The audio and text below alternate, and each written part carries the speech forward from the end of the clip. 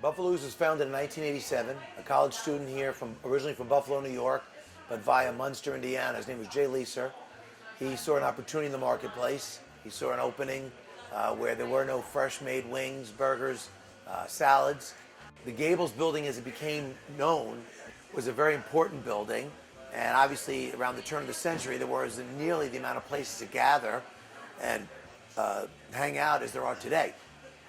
In the early 20s, a gentleman named Hoagie Carmichael used to hang out here. And Hoagie Carmichael, the easiest way to describe him, he was the Billy Joel of his day. He was a singer-songwriter of his day. Everybody knew his name, and he was a very popular singer-songwriter. He wrote a lot of his most famous songs right in this building, including Georgia on My Mind, Stardust, etc. Jacobs School of Music, being so prominent here in the community, we're constantly getting musicians come in here, or we get musicians, professional musicians from, out in the real world. In the last year, John Mellencamp's walked in a couple of times. About a month ago, the director of Jersey Boys walks in here. There's just a nice musical connection. Plus, I personally love music. My son Ben started playing guitar, started about 14, 15, and there was a small little club called the Bluebird in Highland, Indiana. We started hanging out, and his friends started playing on stage. And one day he got up the nerve to go up there and just sang covers.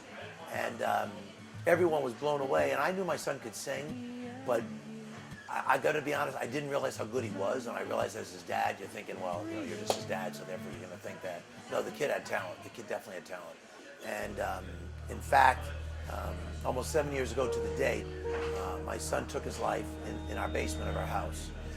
And it was my wife, Jamie, who inspired me. If you take a walk, there's a sign. The stage is actually dedicated to my son.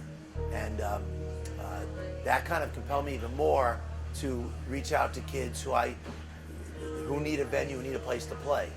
We all knew my son was hurting, but we all felt, including his therapist, including his counselor, that as long as he was singing and performing, that was his therapy, that was his out, and that was very healthy.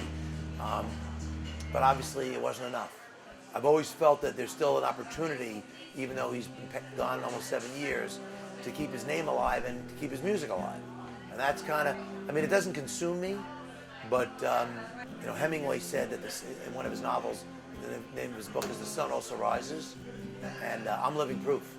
Because I can sit here and tell you that 7 years later, I can make this statement. I feel like the luckiest man in the world. I have a great business. I've been remarried. I have a new wife. I have a 4-year-old daughter. A 4-year-old daughter. I'm no spring chicken, obviously. And my life has begun anew. So, but he would love this place. And he did love this place.